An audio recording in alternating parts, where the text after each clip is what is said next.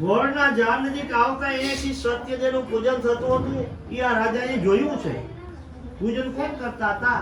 ગોપગણ એટલે કે ગોવાળિયાઓ પોતાના ભાઈ બંધોની સાથે એકદમ ભક્તિથી કરતા હતા. આ જોઈને પણ રાજા એમની પાસે ગયો નહીં.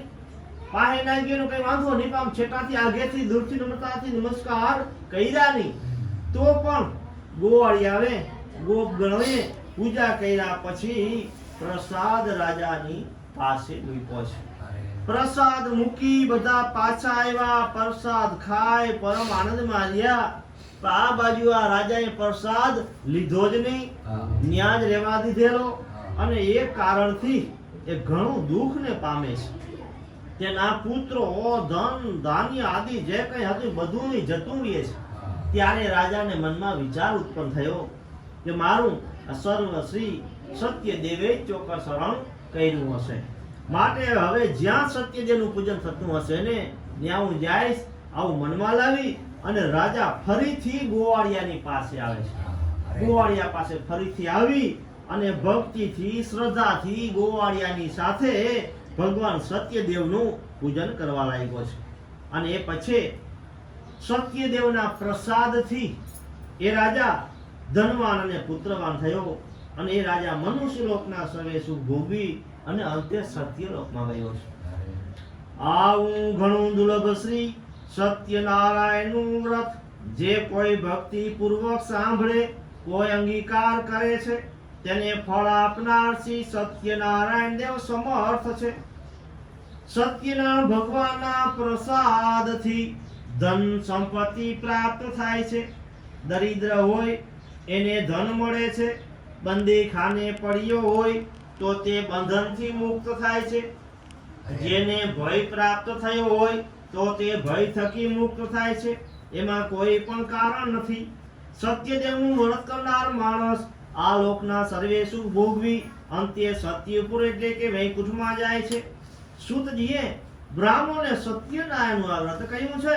અને આ વ્રત કરવાથી બધા દુઃખોથી માણસ છૂટી જાય છે. એમાં એ ખાસ કરીને આ ઘોર કલિયુગમાં સત્યનારાયણની પૂજા ફળ આપનારી છે. કેમ? કેટલાક તેમને કાલ કહે છે અને કેટલાક સત્ય ઈશ્વર કહે છે. કોઈ સત્ય નારાયણ કહે છે અને કોઈ સત્ય દેવ કહે છે. પણ એ જ પ્રભુ અનેક જાતના રૂપ ધરી અને બધાને મનોવાંછિત ફળ આપે છે. એમાં આ ઘોર કલિયુગમાં તો એ સત્યનારાયણ વ્રત સ્વરૂપે સદા રહેશે. કેમ કે ભગવાન વિષ્ણુએ બધાના મનોરથ પૂરા કરવાને માટે આ રૂપને ધારણ કર્યું છે.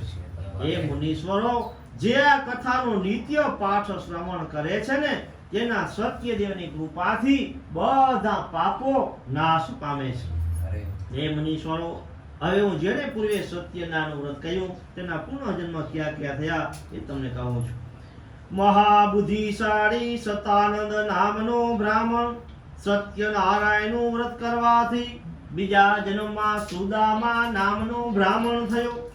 એ જન્મમાં ભગવાન શ્રી કૃષ્ણનું ધ્યાન ધરી અને મોક્ષને પામ્યો. લાકડાના ભારાવાળો ભીલ સત્યનારાયણનું વ્રત કરવાથી બીજા જન્મમાં ગૃહરાજ નામનો રાજા થયો. તે શ્રી રામ ભગવાનની સેવા કરી અને મોક્ષને પામ્યો. ઉલ્કામુખ નામનો રાજા સત્યનારાયણનું વ્રત કરવાથી બીજા જન્મમાં દશરથ નામનો રાજા થયો. એ જન્મમાં રંગનાથ ભગવાનની પૂજા કરી એથી વૈકુંઠમાં ગયો. ધર્મિષ્ઠ અને સત્યનિષ્ઠ સાધુ નામના વાણિયાએ સત્યનારાયણનું વ્રત કરવાથી બીજા જન્મમાં મોરધ્વજ નામનો રાજા થયો. ઈ રાજા પાસે ભગવાનને અર્ધું શરીર માંગ્યું. પોતાનું અર્ધું શરીર કરવત વડે વેરાવી ભગવાનને આપ્યું અને મોક્ષને પામ્યું. તુંગધ્વજ રાજાએ પેલા સત્યનારાયણનું વ્રત કર્યું હોવાથી બીજા જન્મમાં સ્વયંભૂ મનુ થયો. તેણે પોતાની પ્રજાને સુખ આપી ભગવાનની ભક્તિ કરી અને તે વૈકુંઠે ગયો. ઇતિ